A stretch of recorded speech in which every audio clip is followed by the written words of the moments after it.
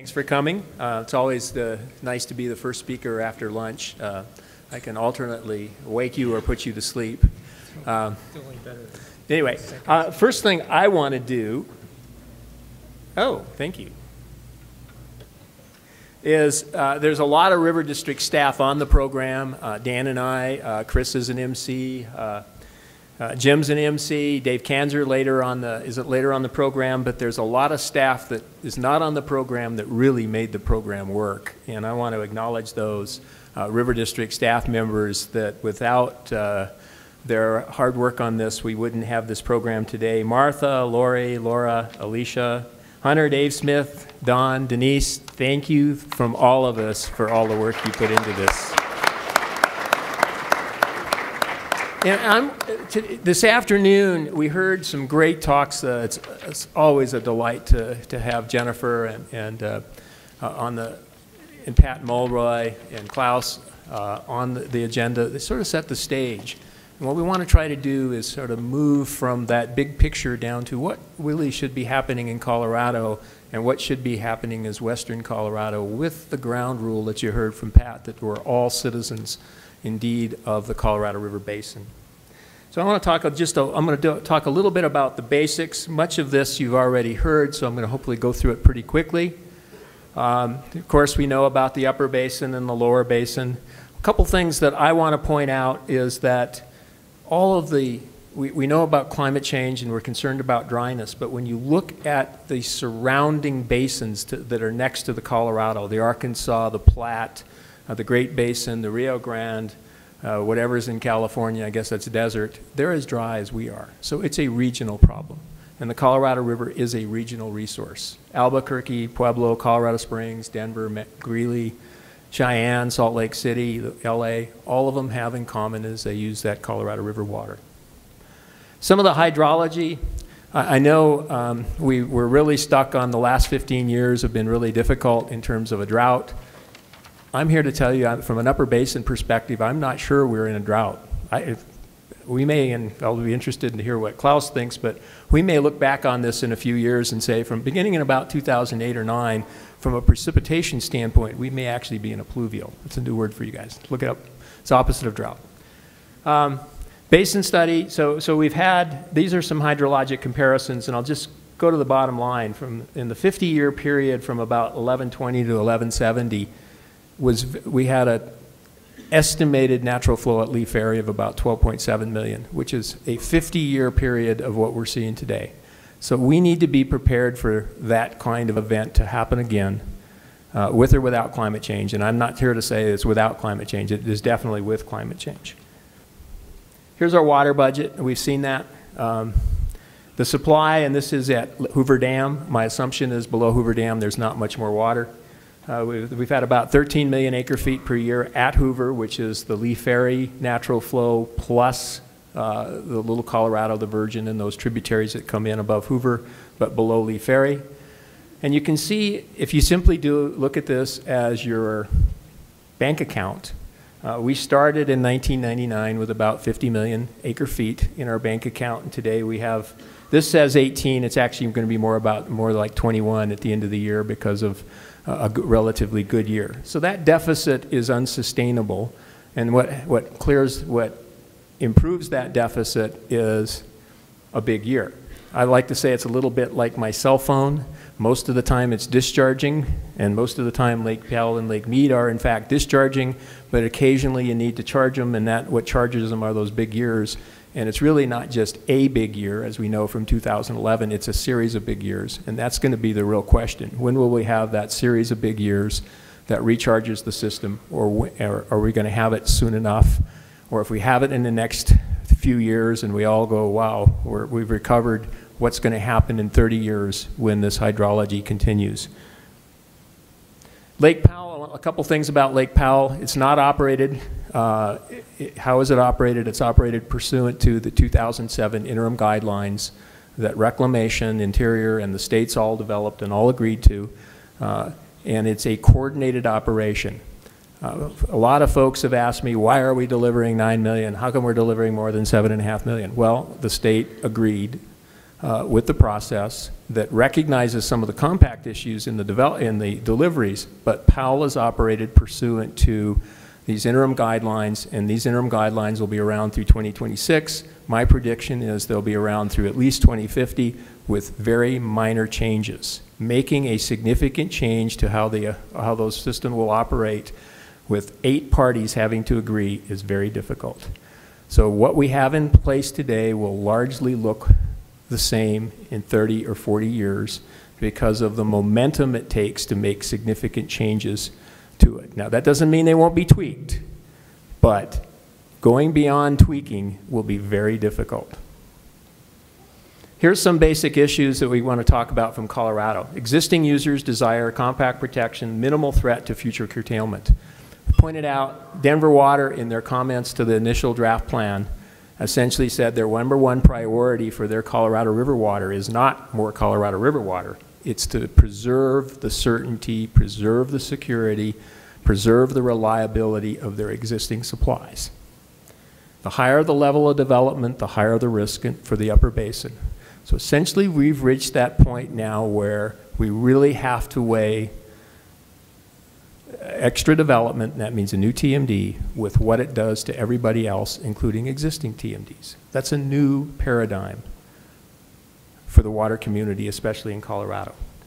And further, pre-compact uses, primarily West Slope Ag, are not subject to compact curtailment. That's Article 8 of the compact. So the compact doesn't treat them the same, and there's a good reason for that, and that was legal. The lawyers in the room in 1922 understood that the compact could commit things to the future, but those rights that had been previously vested essentially were unimpaired. And they knew that, and they put that in the compact.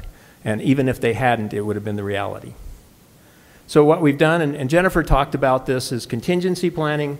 What is contingency planning is what happens if the current, I say drought here, but even the current hydrology continues. What are we going to do? We're looking at extended operations, and we in the upper basin have had the luxury of being able to operate reservoirs like Blue Mesa, Navajo, Flaming Gorge for local issues primarily driven by power generation, endangered fish, and recreation. Now they need to be driven for another purpose, and that's to meet our compact obligations, to meet the obligations onto the river system, and that's all extended operations are. And demand management. What is demand management? It's if we're in a problem, we've got to reduce our demands. Utilities do it. Every utility has a contingency plan for demand management. We're going to look at the basin as a big utility, and we're going to have to figure out when those times are needed, when the conditions are right, we have to manage our demands on the system. And for the Colorado, I like to say it's all about grass. It's all about lawns. It's about pastures. And it's going to be how do we reduce our consumption of water by turf in the Colorado River Basin and including here in Colorado. And that's not agriculture, that's parks, that's lawns, that's everything else as well. Here's a little bit of to talk about, I don't want to say doom and gloom, but if you look at the hydrology since 1988, in 1988 to 2012 is a 25-year period. But it's a period that also includes a wet period. The mid-90s were very, very wet. If we look at that, and if we look at today's level of demands, and I know there's a line on there that's purple that's at elevation 3525 in Lake Powell. That's the line we agree, I think there's a consensus that we have to take action to avoid going below. Minimum power is 3490, but you got to remember reservoirs are like V's. At the bottom of the reservoir, you don't have a lot of maneuvering room. So if you don't start soon enough taking action, you're not going to make it. So 3525 is our target.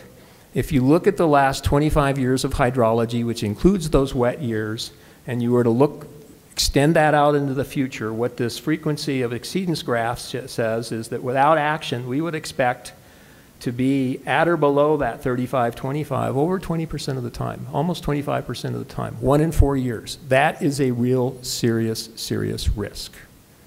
And that's why we need contingency planning. That's why we need to be concerned on the west slope with How are we going to reduce our demands when the time comes? How do we do it in an equitable way? How do we do it without getting at each other's throats? And how do we do it in a way that's acceptable to both the East Slope and West Slope and all 4 West Slope basins? Very difficult challenge. So I will continue to talk a little bit now. What about the framework? The framework, for those of you who aren't involved in the state planning, the framework is the 7 points of light. It's the framework. It's 7 essentially agenda items that will guide the future discussion on development in Colorado. And one of those is there's going to be a collaborative process so that we will be proactive in avoiding a problem on the river. That problem on the river is going to be depleting our reservoir levels to a point where we cannot rely on them to meet our future compact needs.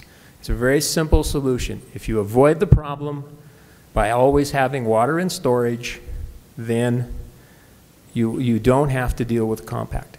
Now, there's no guarantee we can succeed, but that's going to be the target. Questions? New TMD versus new depletion. From Lake Powell's perspective, there's no difference between a depletion on the West Slope and a depletion on the East Slope. From a local perspective, there is, but not from Lake Powell. What are the costs of the collaborative process? How much water, how much money are we going to have to expend to do this? And we don't know the answers to that.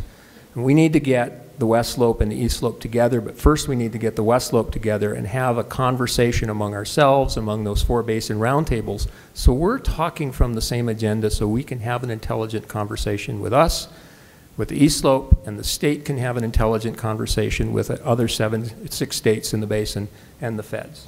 Very important. Basic rules to consider. There's no free lunch. Above leaf area, a depletion is a depletion. There's no ground floor. The hydrology of the basin, if temperatures continue to increase, may get drier. Lawyers love, water engineers love to say, we got a firm yield. They look at the history of and they say, well, if we can deliver water through this period, 2001 to 2006, or whatever, 1954 to 65, well, then we're good. No, you're not, because there is no there is no ground floor. There is a ground floor that you can look at and say, well, hopefully that's not going to occur again, but with climate change, that just doesn't work. Some more rules. The state and river district policy is to first avoid a compact curtailment. Conventional wisdom is a curtailment won't occur because the precursor conditions are unacceptable. Hopefully that's true, but there are no guarantees. There can be no guarantee of success. And an avoidance strategy, and this is important, an avoidance strategy where you say, let's try to maintain our demands such we always have sufficient water in Lake Powell above that magic 35-25 level. There will be times when we start to take action and the weather turns around, we have a miracle May, and we look back with 20/20 hindsight and we said we didn't need to do it. We call those false starts. You can't avoid those, but you got to minimize them. Because if you don't minimize them, you won't get public buy-in. But you can't avoid them because we can't sell the future. So that's going to be one of the things we're working on very closely here in the next few years. So with basically observations, if the post-mid-80s hydrology continues, in fact, I could say if the post-1950s hydrology continues, the need for demand management is almost a certainty. It's when, not if. If conditions turn wet, well, it might give us some breathing room, but they will turn dry again after that. The history of the Colorado River Basin is like that. Changes to the operation in Lake Powell and Lake Mead will be incremental. They're not going to be major. The rules we have in place work pretty well, and changing those are going to be difficult. Interstate litigation is possible, but history suggests it would be risky, and I think all the states understand that today. Thank you, Pat, and others for making that observation time and time again. Moving forward, we need a lot of additional technical work. We need additional modeling. We need to do this in a transparent way, and we need to begin with what we know. What are the risks under today's river, under the biological opinions, and we need to have that conversation with our roundtables in an open and transparent way with the feds so we all understand, and there are no behind the scenes, if you want to call it. There's no information that somebody can have that we can't share with everyone else in the process. So with that, I want to turn it over to Dan, but again, our message is if you look at the future, TMD has always been a significant issue, a new Transmountain Diversion. But there are other things now, including preserving existing uses, that in our view have reached a par with or exceeded in significance that need for a new TMD. I look at that new TMD like the orange line we were talking about. We got to preserve the dream, and that's what they were doing when all of the feds asked the states, how much water are you going to need? Well, they went to everybody, and if they needed 100 acre-feet, they said 125. And you add that up, and you got basically garbage in. And that's why there was a discontinuity in that line that Klaus saw. We can't do that. We got to operate on real data, and that's going to be difficult, and that's almost going to be a cultural change in how we do business in the water community. So with that, I'm going to turn it over to Dan.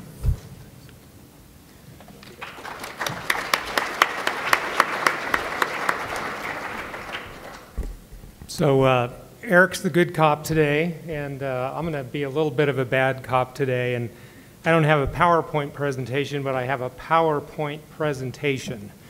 And that PowerPoint, and I got this from T. Wright Dickinson. Thank you, T. Wright.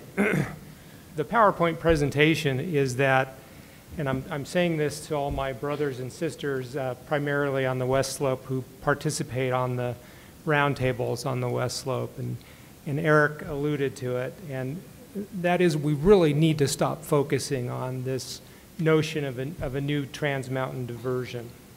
And there's several reasons for that in my way of thinking.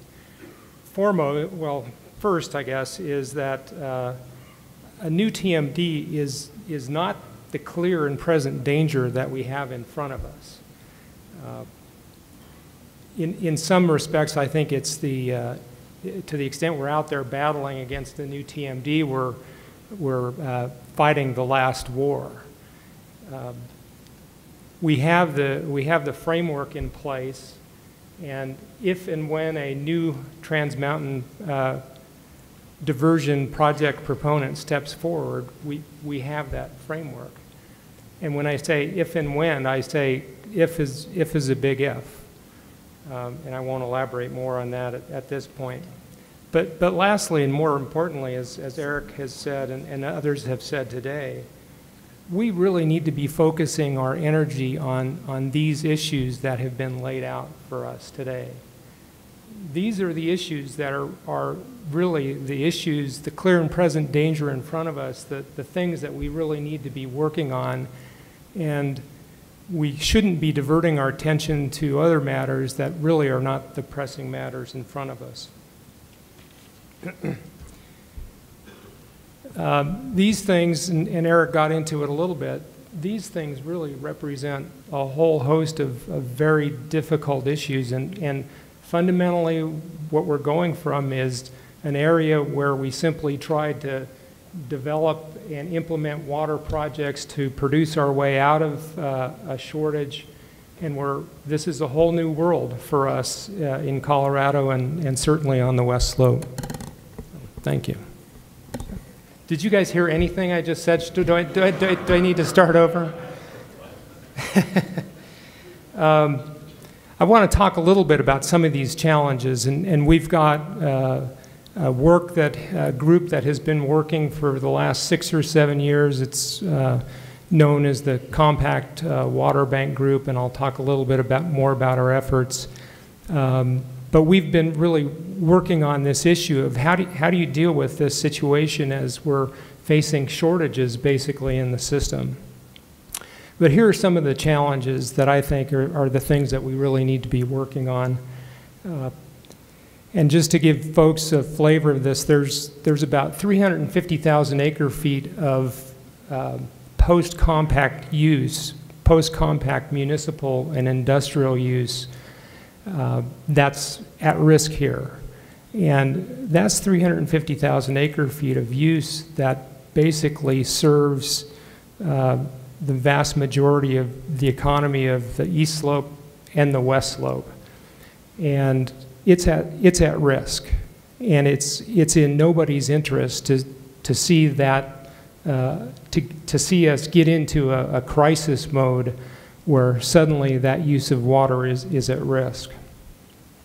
I think it's also important to bear in mind that that amount of water is not exactly static. That we have, that use of water is going to grow. There's full use of existing systems like Denver's Dillon water system. There's new projects that are essentially coming to fruition now, Windy Gap firming, Denver's Moffett expansion. And nobody's really talking about this, but as our climate warms, our growing season is going to get longer, and the temperature is going to increase during that growing season. And whether we're talking about bluegrass or we're talking about alfalfa or hay, the demand for that growing material is going to increase. So this is going to aggravate the situation and create coming up with solutions more difficult. And in a certain sense, while we're talking on the one hand about reducing uses, on the other hand, we're talking about adding additional uses to the system. So we're going to have 1 foot on the accelerator and 1 foot on the brake, and that's going to create some challenges for us. Another big challenge, and Eric alluded to this one as well, how will the burden of accepting these shortages and these limitations be shared by and between existing uses and new uses, east slope and west slope, and agriculture and municipal and industrial uses of water? We're talking fundamentally about reducing uses on the system. How are we going to share that? Who's going to be burdened by that?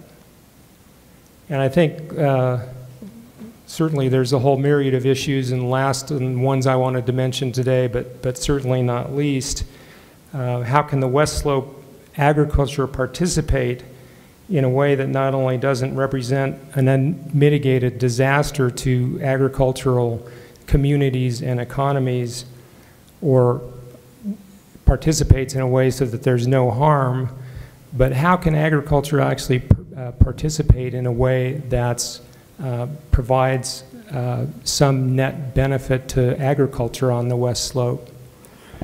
I kind of thought this notion was a little pie in the sky, and then we went down this spring and looked at the Palo Verde irrigation system, and in my mind, I'm convinced that that's a pretty workable situation, and I think it works because it represents a net benefit to those agricultural producers in that community.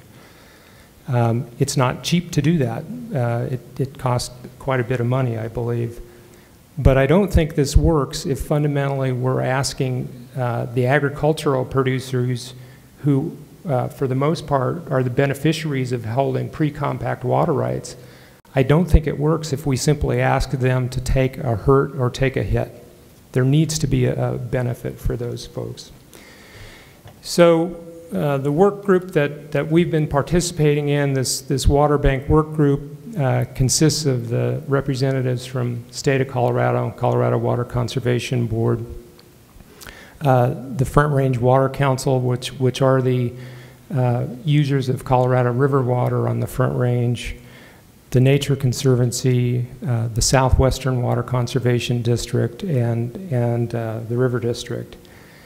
For the last 6 or 7 years ago, we've been engaged in a variety of feasibility studies. We're now up to feasibility study 2C, and I could go through those in great detail, and I could really put you to sleep if you want. And it's been illuminating and enlightening, and we're raising as many more questions than we're answering in the process. And we've just made the decision, we're turning a corner, we're going in a slightly different direction, and in large part it's in response to the call for system conservation pilot projects. And instead of doing further feasibility studies, we've decided that we're going to be engaged in pilot studies, and we've been in the business of supporting and encouraging and promoting folks to come together and propose system conservation pilots. We're going to be doing more of that. And we really want to broaden this, and the next step in our mind is going from individual producers and instead going to an individual ditch system and talking about how some type of deficit irrigation or split season irrigation, again, fundamentally reducing uses, going out and actually doing it.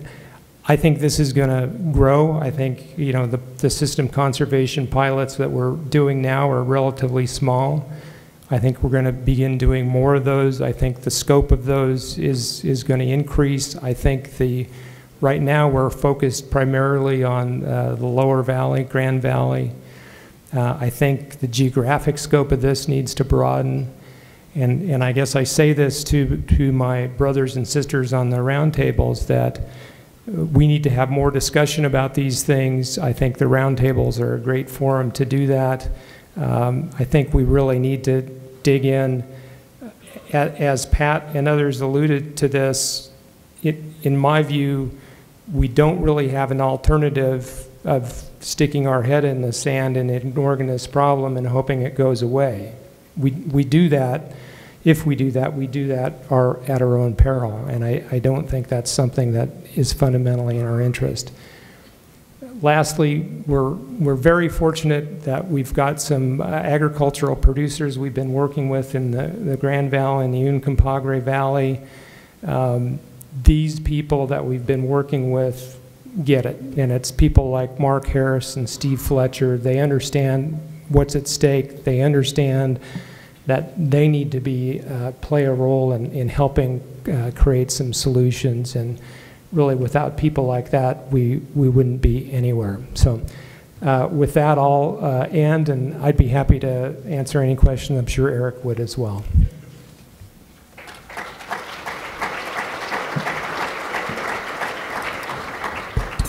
Questions?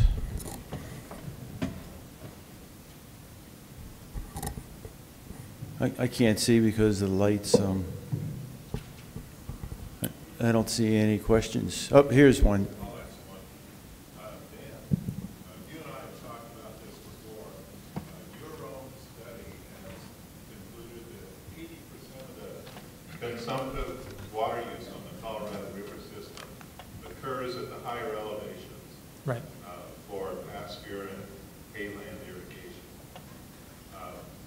Would not your system conservation pilots want to focus on that 80%, as that's where there's really something to be gained, as opposed to the lower valley, the Uncompahgre or the Grand Valley? Yeah, yep. Great point, and we've talked about that a lot. And I'll just say that pre-compact water use on the west slope, irrigation use, is just a little bit over 1 million acre feet.